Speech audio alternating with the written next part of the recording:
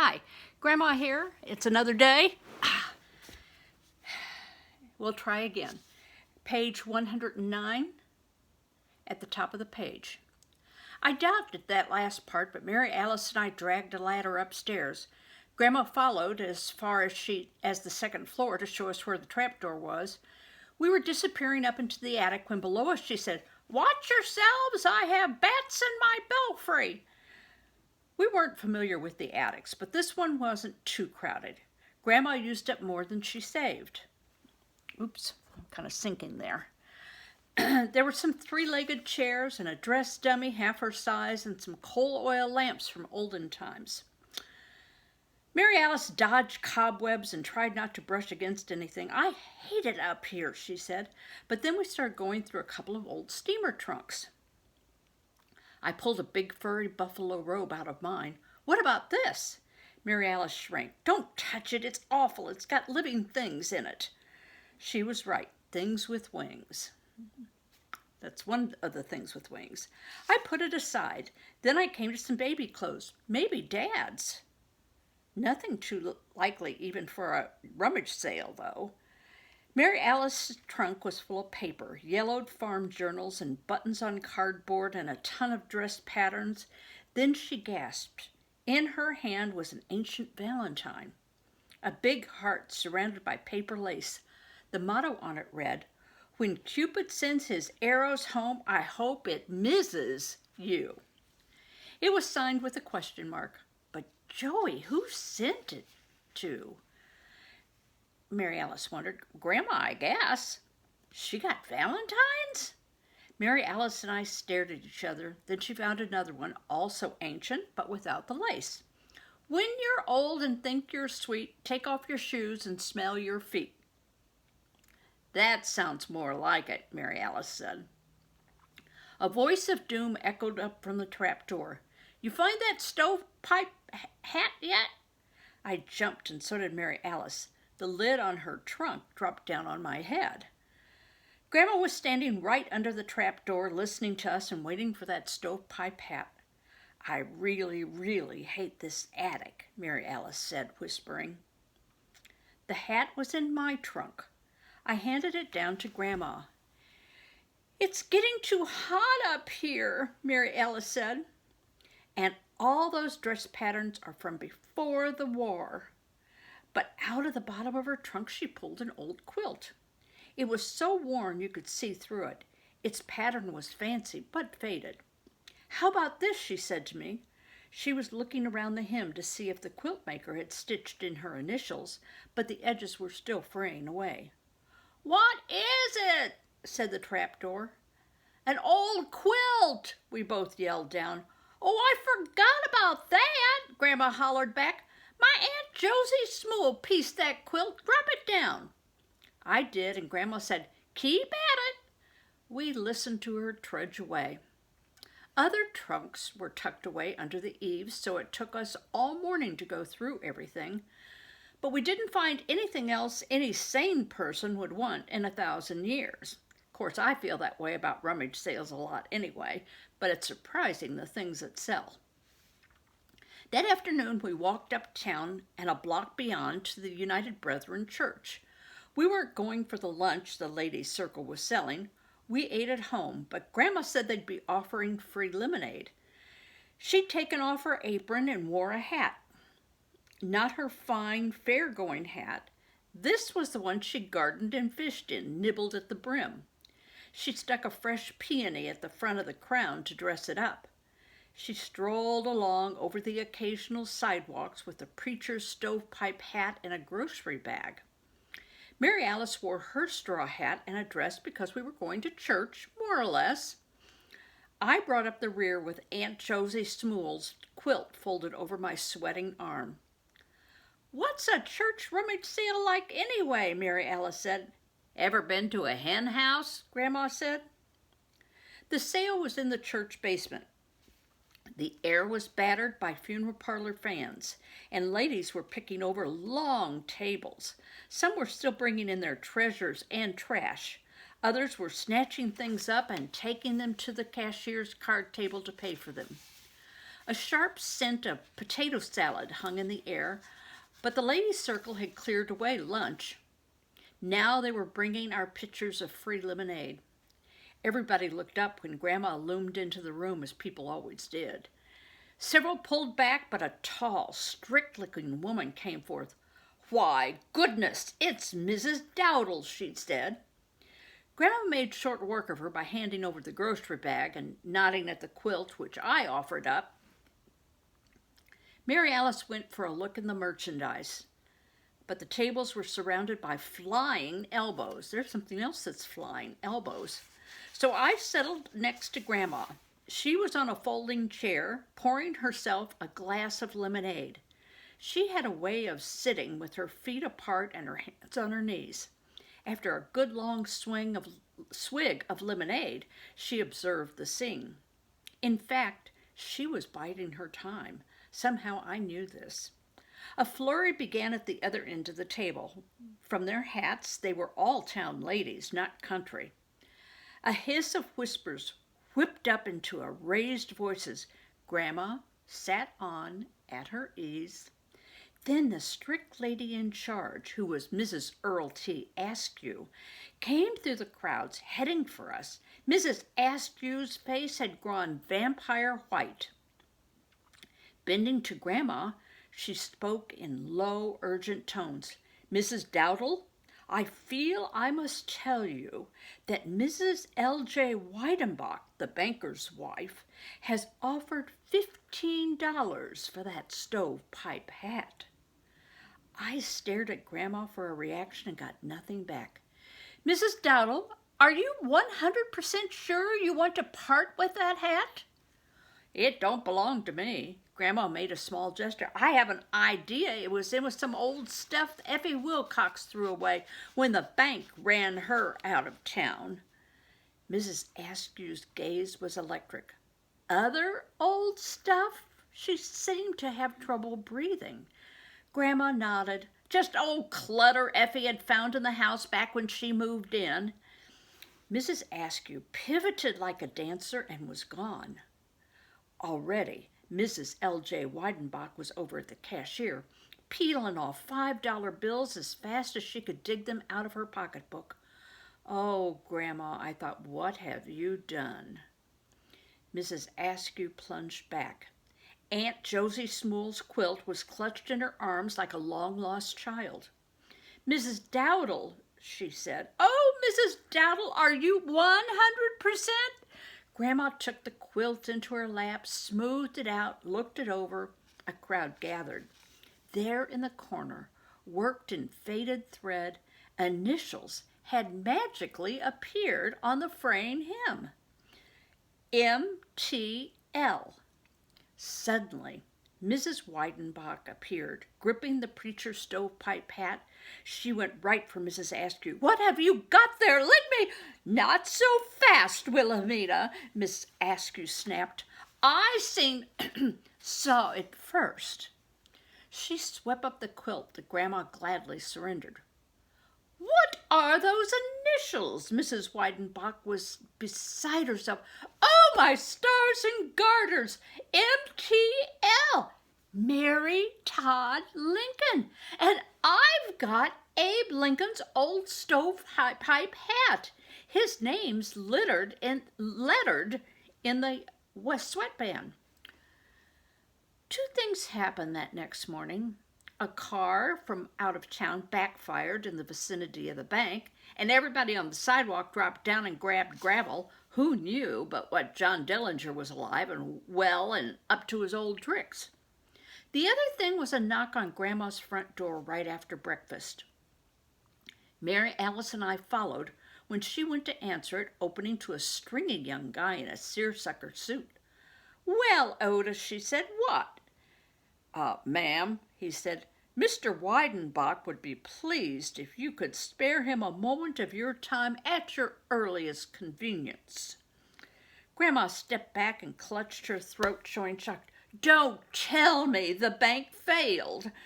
Banks is failing all over. Had I better draw out my funds? Is there time?" No, ma'am. The bank's still in business." Otis looked down at his boots. Your $17 is safe." "Whew, you gave me a turn," she said, slapping at her bosom and shutting the door in his face. She waited an hour and a half. Then she put on her gardening hat and went uptown to the bank. Mary Alice and I went with her. When we got to the business block, people were still just getting up off the sidewalk. The bank was store-sized, and the only teller was Otis, back in his cage. He waved us through to the rear office beside the safe. I'd never seen Mr. Weidenbach before, but this could have been one of his better days, or could not have been one of his better days. Over his head on the wall above the desk was a wide-mouthed bass, stuffed. "You will have to excuse me," he boomed, showing us chairs. "This crack-brained rumor that Dillinger is still alive is doing our business no good." "If it's a rumor at all," said Grandma, on her dignity and then some, "a rumor is sometimes truth on the trail." "I'm interested to hear you say so, Mrs. Dowdle." The banker pulled the purse strings of his mouth taut. "It brings us to the point." "Oh, get right to it," Grandma said. "Certain items, supposedly from the estate of President and Mrs. Abraham Lincoln, have surfaced in a house the bank is forced to foreclose on. Do you grasp what this could mean, Mrs. Dowdle?" Grandma thought she did. "I expect the state will take that land and restore the house as a museum. I heard a rumor Lincoln debated Douglas in that very parlor. Rumor has it he split the rails for the fence that used to enclose that brickyard." "And who's been circulating such cockeyed rumors?" The banker turned a deeper color. "Oh, who knows where a rumor starts," Grandma mused. "Who knows where it will end? They're very likely heard it at the State House in Springfield by now. I have an idea they'll send over a historian any day now to snoop." "Mrs. Dowdle, the bank has signed papers with Deere & Company to build an implement shed across that entire property and the site of the old brickyard, too. Any delay throws a monkey wrench in that deal. Better times are on the way. What's good for the bank is good for the community." "But a nice state park wouldn't be bad either," Grandma pondered. "We could all set out on a summer evening recalling Honest Abe. That park we got now is just wasteland the Wabash Railroad didn't want." Mr. Weidenbach's gaping mouth hung near his blotter now. He had his desktop in a death grip. "Mrs. Dowdle, you falsified those so-called Lincoln items. They are bogus. I could have the law on you." "That's right." Grandma gazed above him at the wide-mouthed bass. "The banker throws the old widder in the pokey. That'll look real good on your business." Mr. Weidenbach was smaller now, deflated. "Mrs. Dowdle, help me out of this. I'm in too deep with John Deere. I got to go forward because I can't do otherwise." "Lop off your back end," Grandma said. I beg your pardon?"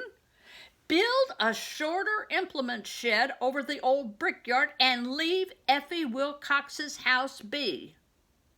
A glimmer of hope showed in the banker's hard eye. I suppose we could go back to the drawing board and reallocate our square footage."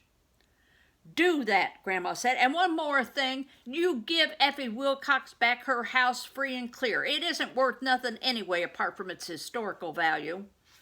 "Oh, Mrs. Dowdle, that's not business," the banker said. "That's blackmail." "What's the difference?" Grandma said. A silence was observed.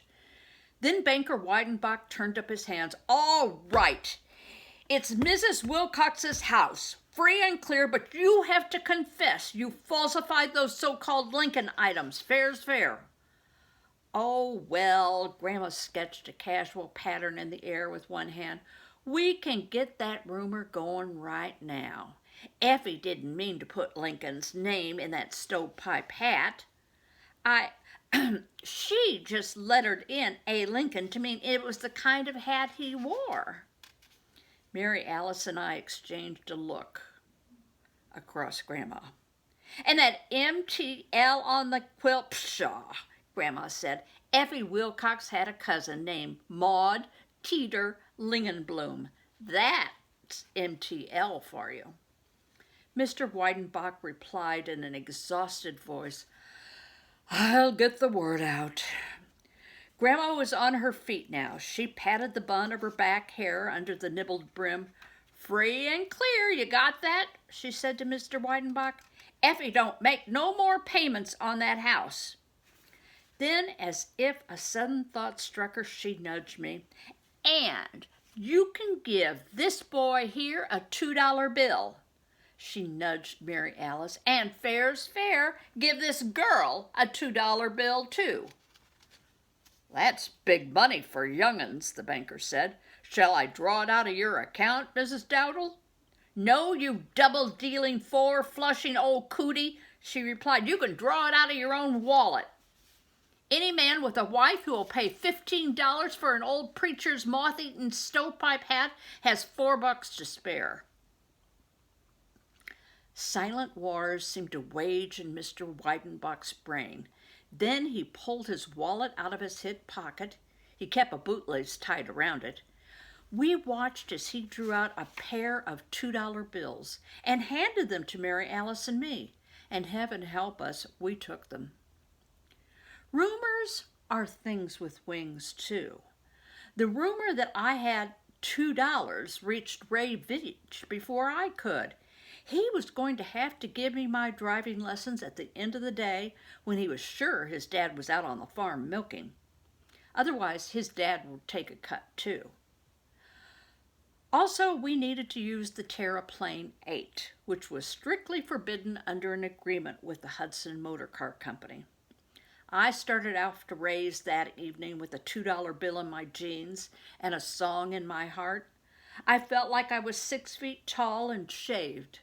My right hand played through the gear shift position as I was ready. Then Grandma called out after me that she and Mary Alice were going along for a ride. How could I explain to Grandma that learning to drive was kind of a sacred thing, and you don't want your kid sister and your grandma along? Grandma filled most of the back seat of the Terraplane. Mary Alice sat beside her with unspent $2 bill in her pocketbook. From Grandma, Mary Alice was learning thrift. She could squeeze 2 cents till they begged for mercy, let alone $2. Ray was up front with me, and I was behind the wheel. I'd crept out of town in second gear, and now Ray was showing me third. I knew if I got so much as a scratch on the fender, I was a dead man, so that kept me alert. And I stayed to the crown of the road, hoping not to meet anything oncoming. Visors flipped down to keep the setting sun out of our eyes. It was a car with every refinement, and though I wasn't steering straight yet, I was beginning to get the feel of the thing. The Terraplane and I were becoming as one. I no longer let the motor die at crossroads. After we made it across the plank bridge over Salt Creek, Ray reached down and turned the radio to WGN. Out of static came the sweet strains of cocktail hour music from the Empire Room of the Palmer House Hotel in Chicago, Illinois. It was a modern miracle. Here we were, skimming along a country road out past Cowgill's Dairy Farm, and we were hearing music being played in the Chicago Loop. Grandma's head appeared between Ray's and mine. "What in the Sam Hill is that noise?" she said. Ray indicated the radio. "Shut it off," she said. "Let's listen to the country." So we did. Since a Terraplane is another thing with wings, I edged up to 25 miles an hour, watching the needle rise. Over the purr of the motor, we heard a wind pump squeaking as it turned, and a calf bawling, and the katydids starting up in a grove of walnut trees. I see us yet, chasing the setting sun down that ribbon of road between the bean rows in the Terraplane. I thought it was about as fine a car as they'd ever make. I'm not so sure it wasn't. Grandma came to the depot with us on the day we were going home, but she wasn't there to see us off. She was there to meet Mrs. Effie Wilcox, who was coming home to her house. The Wabash Bluebird didn't exactly stop at Grandma's town. It only hesitated. As we were struggling to climb on, Mrs. Wilcox was struggling to get off. Her valise was full to bursting, and her eyes were everywhere, so I don't know if she spotted Grandma first. But then somehow Mary Alice and I and our suitcase were on board, and Mrs. Wilcox was on the platform, and the Bluebird was pulling out. Grandma didn't wave. Mrs. Wilcox was telling her something, but we waved anyway. So, did you find out the things that fly? Rumors fly. Yeah. Insects fly. The Terraplane car flies. Dust flies. I'm missing one. I can't remember what it is. Do you remember? And what about Mrs. Effie Wilcox? Do you think she's her worst enemy, or do you think she's really somebody that Grandma cares about? Well, I finally made it through this chapter without my camera saying I filled up my memory. And we only have really 1.5 chapters left to go. So, see you later. Bye-bye.